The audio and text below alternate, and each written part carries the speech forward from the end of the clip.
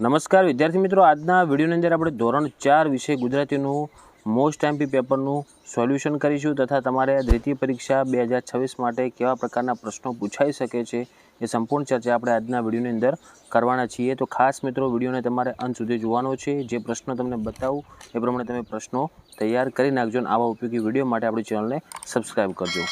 Okay મિત્રો, જો મિત્રો આપણે પહેલાં જોઈશું કે પહેલું આપેલું તમારે યોગ્ય વિરામ ચિહ્નોનો ઉપયોગ કરી અને વાક્યો ફરીથી લખવાના હતા। પછી પ્રશ્ન 2 આપેલો છે કે આપેલા વાક્યોમાં લીટી દોરેલા શબ્દોનો સમાનાર્થી શબ્દ લખો। તો લીટી દોરેલી છે આકાશ નીચે, તો આકાશનું પહેલા સમાનાર્થી શું થાય? આભ થશે, નભ થશે, તમે જે લખ્યું હોય સાચું ગણાશે।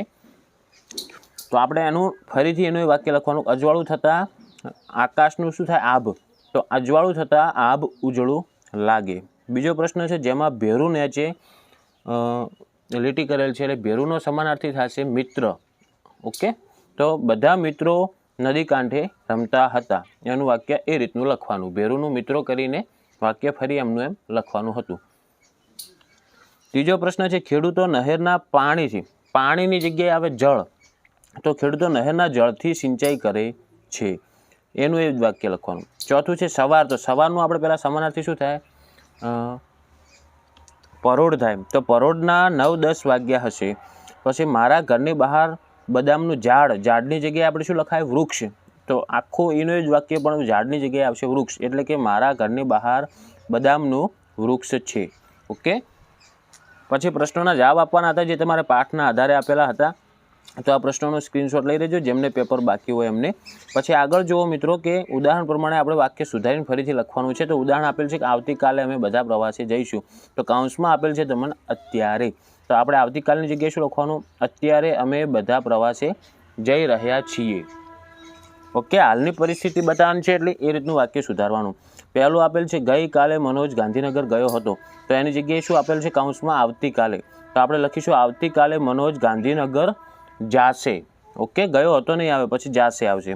બીજું છે અત્યારે બધા લગ્નમાં જઈ રહ્યા છે, તો અત્યારેની જગ્યાએ આપણે ગઈકાલે લખવાનું, તો ગઈકાલે બધા લગ્નમાં ગયા હતા, આ રીતનું વાક્ય આવશે। ત્રીજું છે આવતીકાલે મીના બધા માટે મીઠાઈ લાવશે, તો આપણે આવતીકાલની જગ્યાએ લખવાનું અત્યારે, તો અત્યારે મીના બધા માટે મીઠાઈઓ લાવી રહી છે।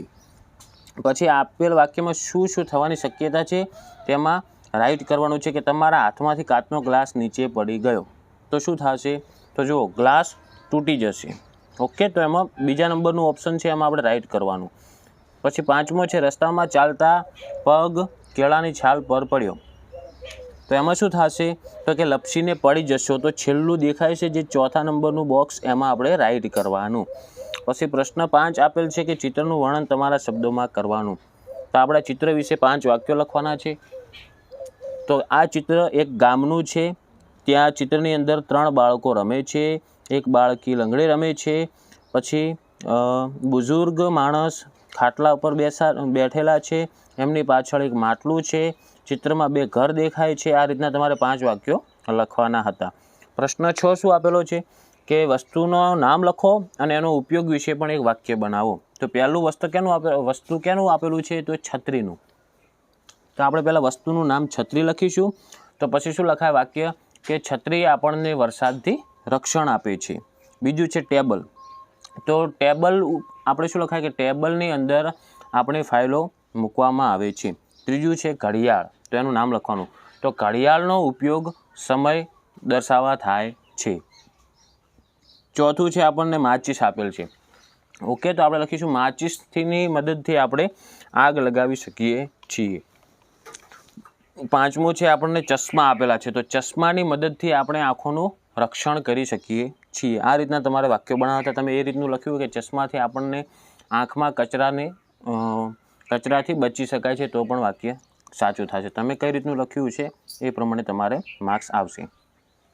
હવે છેલ્લો પ્રશ્ન 7 આપેલો છે જેમાં આપણને આપેલ છે ઉદાહરણ પ્રમાણે ભાવ દર્શાવવાનો છે, તો અમર હંમેશા અંધારાથી દૂર ભાગે છે, તો એમાં કયો ભાવ આવે? તો એને અંધારાથી બીક લાગે છે, એટલો મતલબ થાય ડરનો ભાવ।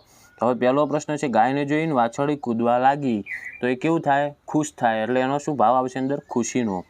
બીજો છે મરેલી ખિસકોલી જોઈ માયા રડવા લાગી, તો તો આમાં દુઃખનો ભાવ આવશે તો દુઃખ લખવાનું. ઓકે.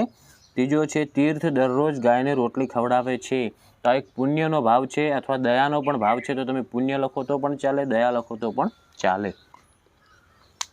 પછી આગળ ચોથું આપેલ છે પરીક્ષામાં ઓછા ગુણ આવવાથી હિના નિરાશ થઈ ગઈ.